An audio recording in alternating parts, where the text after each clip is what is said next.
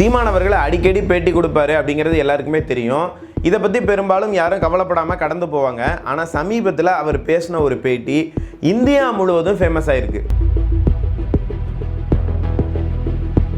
இந்தியாவுடைய பல மூலைகள்லேருந்து, மேற்கு வங்காளத்திலேருந்து, மகாராஷ்டிராவிலேருந்து, இன்னும் குறிப்பாக சொல்லணும்னா தமிழ்லேருந்து தான் கன்னடம் வந்துச்சு அப்படின்னு சொன்னபோது போராடிய கர்நாடகாவிலேருந்து கூட சீமான் அவர்களோட இந்த பேட்டியை ஷேர் பண்ணிக்கிட்டு இருக்காங்க. சீமான் யார் அப்படின்னு சொல்லி தேட ஆரம்பிச்சிருக்காங்க. நீ 6 லட்சம் இப்போ 1.5 கோடி பேர் இங்கே வந்திருக்கான் வட இந்திய, அவனுக்கெல்லாம் நீ வாக்குரிமை கொடுத்துருவ. பீகார்ல வெளியேறினாலும் 60-70 லட்சம் பேர் எல்லாம் இங்கே இருக்கான். சீமான் அவர்கள் இந்த பேட்டியில் சொன்ன கருத்துக்களை முன்னாடியே சொன்னது இல்லையா? இப்போ இந்த பேட்டி ஏன் ஃபேமஸ் ஆகுது? மற்ற மாநிலத்தை சேர்ந்தவங்கலாம் இதை ஏன் ஷேர் பண்ணிக்கிட்டு இருக்காங்க? இந்த பேட்டியில் சொல்லப்பட்ட அரசியல் என்ன? அதை பற்றி தான் இந்த காணொலியில் பார்க்க போகிறோம்.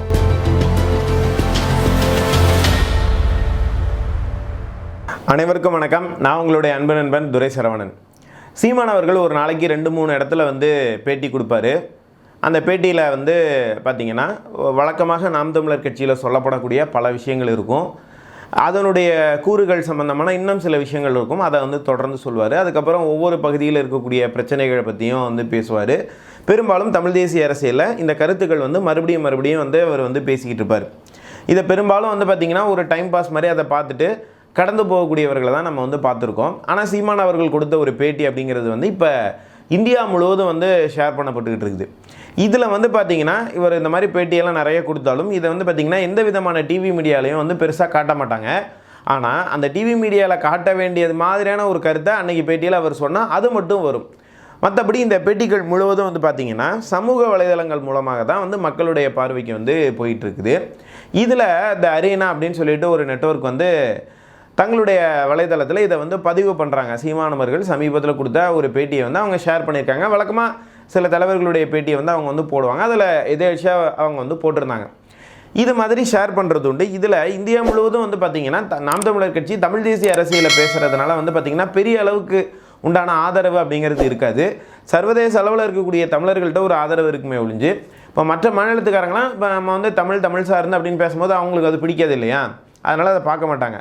ஆனால் இந்த அரீனா அப்படின்ற அந்த நெட்வொர்க்கில் அவங்க ஷேர் பண்ணியிருந்தாங்க இல்லையா? இந்த சீமானுடைய பேச்சுக்களை நிறைய மக்கள் ரொம்ப பரபரப்பாக பகிர ஆரம்பிச்சிருக்காங்க. இதற்கு என்ன காரணம் அப்படின்னு சொல்லி நம்ம பார்க்குறதுக்கு முன்னால் அந்த பேட்டியில் ஒரு சில பகுதியை நம்ம பார்க்கலாம். நீ 6 லட்சம் இப்போ 1.5 கோடி பேர் இங்கே வந்திருக்கான் வட இந்திய, அவனுக்கெல்லாம் நீ வாக்குரிமை கொடுத்துருவ. பீகாரில் வெளியேறினாலும் 60-70 லட்சம் பேர் எல்லாம் இங்கே இருக்கான். அவனுக்கு கொடுத்துட்டீங்கன்னா இது இன்னொரு இந்தி பேசுகிற மாநிலமாக மாறும். இப்போ எங்களில் 1.5 கோடி நாங்கள் கவுண்டர்கள் இருந்தா மொத்த கவுண்டனும் ஒன்றா இல்லை. நாங்கள் 2 கோடி படையாட்சி இருந்தா மொத்த படையாட்சியும் ஒன்றா இல்லை.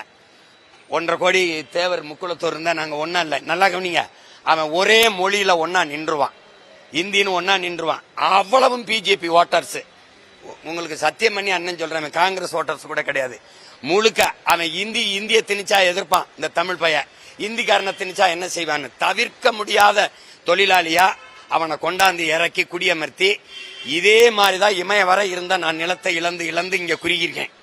தம்பி, வரலாற்றுல காலடியில் இந்த ஒரு பக்கத்துல எனக்கு ஒரு தாய் நிலத்துல என் கண்ணு முன்னாடி அடிச்சு விரட்டப்பட்ட அனுபவம் இருக்கு எனக்கு. அந்த காய் என்ன ஆறல, இங்க இருந்து விரட்டுவான்.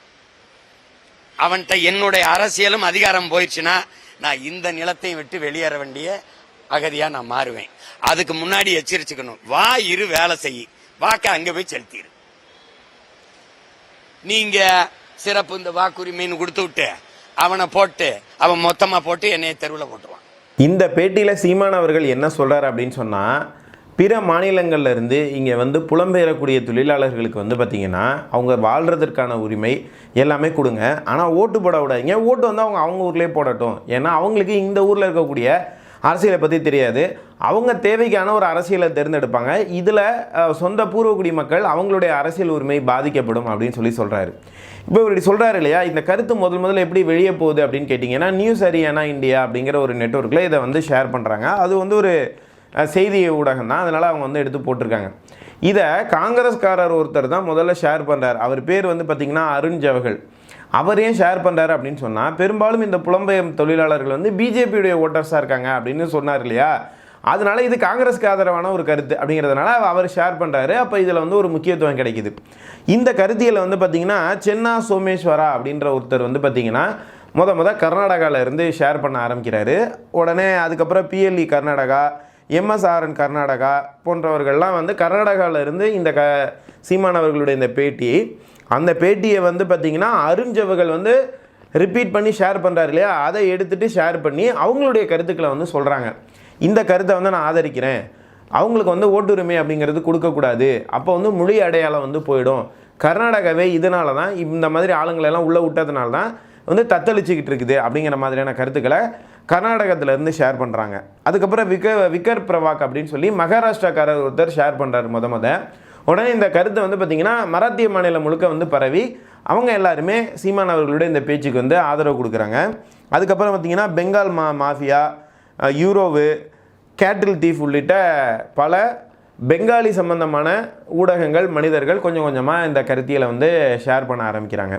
சரி, இதில் பெரும்பாலும் எந்த மாநிலங்கள்லேருந்து இந்த கருத்துக்களை ஷேர் பண்ணியிருக்காங்க அப்படின்னு பார்த்தீங்கன்னா, இந்த வடமாநில தொழிலாளர்கள் வந்து குடியேறினதுனால அதிகமாக பாதிக்கப்பட்ட மேற்கு வங்காளம், கர்நாடகா, மகாராஷ்டிரா இந்த மாநிலங்களில் இருந்து தான் இந்த புகார்கள் அதிகமாக வந்துக்கிட்டு இருக்குது.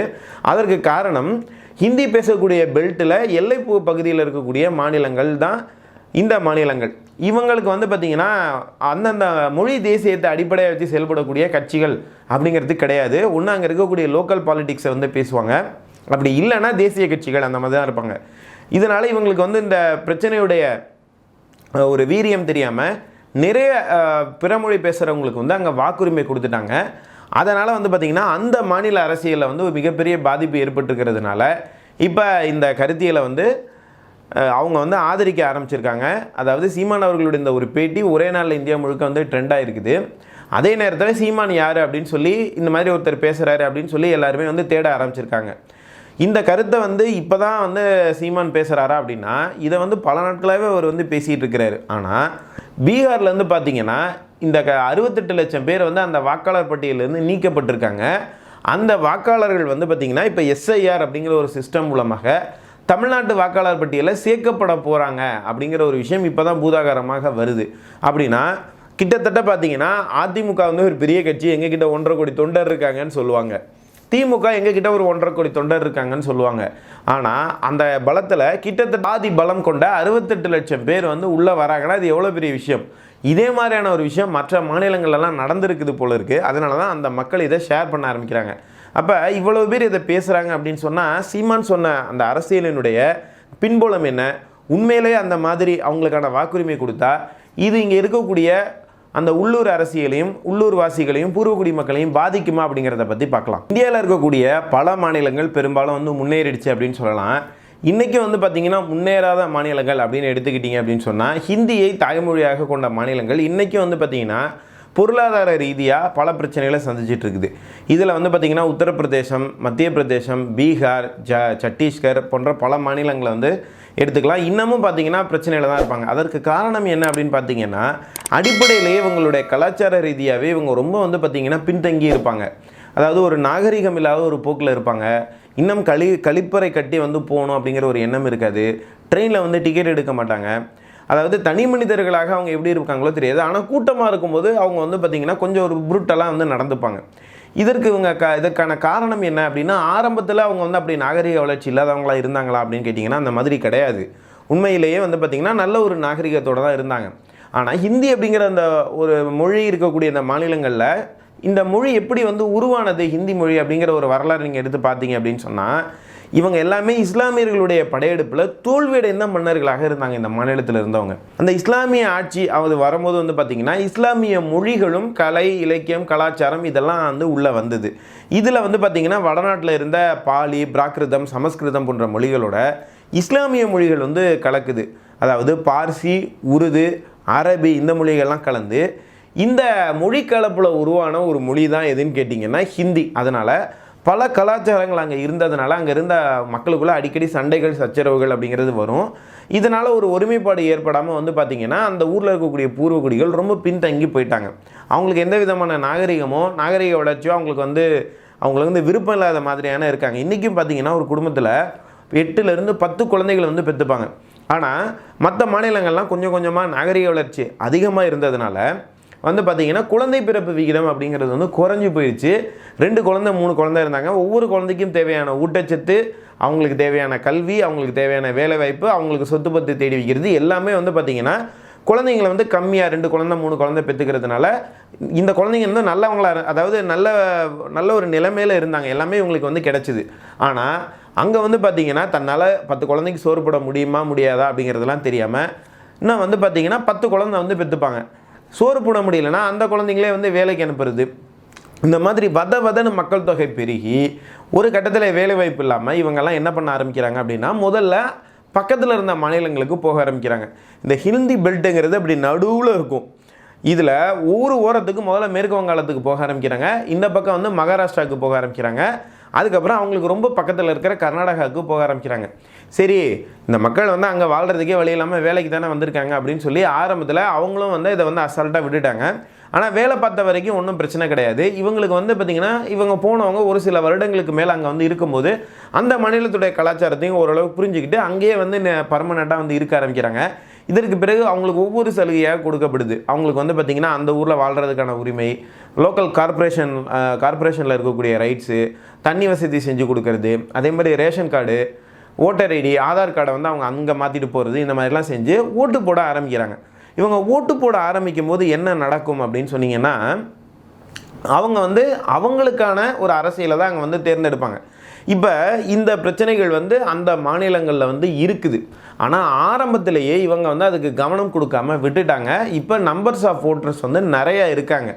இப்போ அந்த மாநிலங்கள்லாம் இதில் வந்து பிரச்சனையில் இருக்குது. இந்த கருத்தியலை வந்து அங்கே பேசுறதுக்கு ஆள் இல்லை. இதனால தான் பிரச்சனை நடந்துகிட்டு இருக்குதோ அவங்களுக்கு வந்து புரியலை. இது யாரோ ஒருத்தர் தெற்கு பக்கத்தில் இருந்து பேசினோன்னே அந்த கருத்துக்கு வந்து ஆதரவு கொடுத்துக்கிட்டு இருக்காங்க. சரி, சீமான் அவர்கள் இதற்கு முன்னால் இந்த கருத்தியலை வந்து நிறைய பேசியிருக்காரு. ஆனால் இப்போயே அது ரொம்ப ஃபேமஸ் ஆகுது அப்படிங்கிறதுக்கு இன்னொரு காரணம், சமீபத்தில் பீகாரில் வந்து பார்த்திங்கன்னா அவங்களுடைய அந்த தேர்தல் வாக்காளர் பட்டியல் வந்து வெளியிட்டாங்க. அதில் 68 லட்சம் பேர் வந்து காணாமல் போயிருக்காங்க, வாக்காளர் பட்டியலேருந்து நீக்கப்பட்டிருக்கிறாங்க. புதுசாக 21 லட்சம் பேர் சேர்த்துருக்காங்க. ஆனால் அது வந்து அந்த மாநிலத்தில் புதுசாக வந்து யங்ஸ்டர்ஸ் உள்ள வந்திருப்பாங்க இல்லையா, அவங்களுடைய வாக்கு சதவீதம். ஆனால் 68 லட்சம் பேர் காணாமல் போயிருக்காங்க. இந்த 68 லட்சம் பேரையும் தமிழ்நாட்டில் வந்து சேர்க்க போகிறதாக வதந்திகள் பரவிக்கிட்டு இருக்குது. இதில் வந்து பார்த்திங்க அப்படின்னா இதற்காக தான் எஸ்ஐஆருங்கிற ஒரு புதிய சிஸ்டம் கொண்டு வந்திருக்காங்க அப்படிங்கிற மாதிரி பேசுகிறாங்க. அதனால் சீமான் அவர்கள் இப்போ வந்து இந்த பேட்டியை வந்து கொடுத்துருக்கிறாரு. இப்போ கிட்டத்தட்ட இப்போ அதிமுக 1.5 கோடிம்பாங்க, திமுக 1.5 கோடின்னு சொல்லுவாங்க. கிட்டத்தட்ட அதில் பாதி பலம் எண்ணிக்கையில் இருக்கக்கூடிய ஒரு மக்கள் தொகை உள்ளே வராங்க. இந்த மாதிரியான அவங்க வரும்போது என்ன நடக்கும் அப்படின்னு சொன்னால், அவங்க வந்து தமிழ்நாட்டை அழிக்கணும் அப்படின்னு நினைக்க மாட்டாங்க. ஆனால் என்ன நடக்கும்னா, இப்போ வந்து நம்ம வந்து வேறு ஒரு ஊரில் இருக்கோம் அல்லது வேறு ஒரு நாட்டில் இருக்கோங்கிற ஒரு ஃபீல் வந்து நமக்கு அங்கே லாங்குவேஜ் தெரியாத ஒரு இடத்துல வந்து இயல்பாக வரும். அப்போ என்ன பண்ணுவாங்கன்னா, சரி நமக்கான ஒரு லீடரை வந்து உருவாக்கணும் அப்படிங்கிற ஒரு அரசியல் தான் எனக்கு வந்து முக்கியமாக இருக்கும். இப்போ நான் போய் ஒரு மொழி தெரியாத ஒரு ஊரில் இருக்கேன்னு வச்சுக்கோங்களேன், அங்கே எனக்கு ஓட்டு போட உரிமை கொடுத்துட்டாங்கன்னா நான் அந்த மண்ணினுடைய கலை, கலாச்சாரம், பண்பாடு, இலக்கியம், காட்டு வளம், கனிம வளம், வேளாண்மை இதெல்லாம் நல்லா இருக்கணும்னு ஓட்டு போடுவேனா, இல்லை இங்கே இருக்கிறவங்களாம் சேர்ந்து நம்மளை எதுவும் டாமினேட் பண்ணிட்டா என்ன பண்ணுறது, நமக்கு இங்கே ஒரு லீடர் வேணும்னு சொல்லி அந்த லீடருக்கு தானே நான் ஓட்டு போடுவேன். அப்போ என்ன ஆகுதுன்னா, நான் போய் இன்னொரு ஊரில் ஓட்டு போடும்போது நான் எனக்கான அரசியலை தேடுவேனே ஒழிஞ்சு அந்த மண்ணுக்கான அரசியலை தேடுறதுக்கு வந்து பாசிபிலிட்டியே கிடையாது. அப்போ இப்படியான ஒரு செட் ஆஃப் பீப்புள் ஒருத்தரை வந்து தேர்ந்தெடுக்கிறாங்கன்னு வச்சுக்கோங்களேன், அவங்களுக்கு வந்து பார்த்திங்கன்னா இப்போ ஒரு ஸ்கூல் ஒன்று வருதுன்னா அது இந்த பொது பகுதியில் வராமல் அவங்க பகுதிக்கு போகும். தண்ணி வசதி செஞ்சு கொடுக்கறதுலேருந்து, சாலை அமைக்கிறதுலேருந்து, சாதாரணமான விஷயங்களில் கூட பார்த்திங்கன்னா மோதல்கள் அப்படிங்கிறது வந்து இயல்பாக நடக்கும். ஆக புலம்பெயர்ந்து வர்றவங்க வந்து இங்கே வாழக்கூடிய உரிமை கொடுக்கலாம், ஆனால் அவங்களுக்கான ஓட்டுரிமைங்கிறது அவங்க ஊர்லேயே போடலாம் இல்லையா. அப்போ அவங்க ஊரில் இருக்கக்கூடிய அரசியலை யார் தீர்மானிப்பா? அதனால் அவங்களுக்கு வந்து அந்த ஊர்லேயே வாக்குரிமை கொடுக்கணும் அப்படிங்கிறது வந்து யோசித்து பார்த்தோன்னா ஒரு விதத்தில் வந்து நியாயமாக தான் இருக்குது. ஏன்னா நம்ம ஒரு ஊருக்கு வந்து பிழைக்க போகிறோம் அப்படின்னா நம்மளுடைய நோக்கம் பிழைக்க போகிறது தான். அந்த ஊருடைய அரசியலை தீர்மானிக்கிற இடத்துக்கு நம்ம ஏன் போகணும் அப்படின்னு கேட்குறாங்களே. இதில் இன்னொரு பிரச்சனை என்னென்னா, அப்படியான தொழிலாளர்கள் இங்கே வந்தாங்கன்னா அவங்களுக்கு இருக்கக்கூடிய ஒரே ஓட்டிங் ஆப்ஷன் என்னவாக இருக்கும்? அவங்க ஒரு பயத்தில் இருப்பாங்களே, அப்போ நமக்கான தலைவர்களை தேர்ந்தெடுக்கணும் அப்படிங்கும்போது பார்த்தீங்கன்னா அவங்க ஊரில் இவங்க யாரை தேர்ந்தெடுத்திருக்காங்க எப்போன்னு கேட்டிங்கன்னா பிஜேபி வந்து ரொம்ப ஆளுகையாக இருக்கக்கூடிய இடம் வந்து பார்த்திங்கன்னா இந்த இந்தி பேசும் மாநிலங்கள் தான். அதற்கு என்ன காரணம் அப்படின்னு சொன்னால், அவங்க ஊரில் அந்த இஸ்லாமிய ஆட்சி இருந்ததுனால வந்து பார்த்திங்கன்னா பெரிய பெரிய பணக்காரர்கள்லாம் வந்து பார்த்திங்கன்னா இஸ்லாமியர்களாக இருப்பாங்க. நிலம்லாம் தொழிலெலாம் அவங்க கையில் இருக்கும். சாதாரண ஏழை மக்களாக இந்தி பேசக்கூடிய இந்துக்கள் வந்து இருப்பாங்க. அப்போ அதனால் பாரதிய ஜனதா முதல்ல இந்த இந்துத்துவ அரசியல் அங்கே பேசும்போது நல்லா எடுபட்டுச்சு. ஆனால் மற்ற மாநிலங்களில் அதற்கான தேவை இல்லாததுனால எடுபடலை. அந்த மாநிலத்து மக்கள் இன்னொரு மாநிலத்துக்கு போனாங்க அப்படின்னு சொன்னால் அது பிஜேபிக்கு அடிக்கக்கூடிய ஒரு ஜாக்பாட்டு தான். ஸோ அவங்கள பொறுத்த வரைக்கும் இது ப்ளஸ்ஸு, அந்தந்த மாநில கட்சிகளை பொறுத்த வரைக்கும் இதை மைனஸு. இந்த காரணத்துக்காக சீமான் அவர்கள் இதை வந்து எடுத்து வந்து பேசுகிறாரு. இதனால் பாதிக்கப்பட்ட மற்ற மாநிலத்துக்காரர்கள் வந்து இதை வந்து வைரல் பண்ண ஆரம்பிச்சிருக்காங்க. அதனால தான் இந்த பேட்டி வந்து நிறைய வட மாநிலத்து மக்களால் வந்து பகிரப்பட்டு கொண்டிருக்கிறது. சீமான் அவர்கள் கொடுத்திருக்கக்கூடிய இந்த பேட்டியை பற்றி உங்களுடைய கருத்துக்கள் என்ன கீழே கமெண்ட் வீடியோவில் போடுங்க.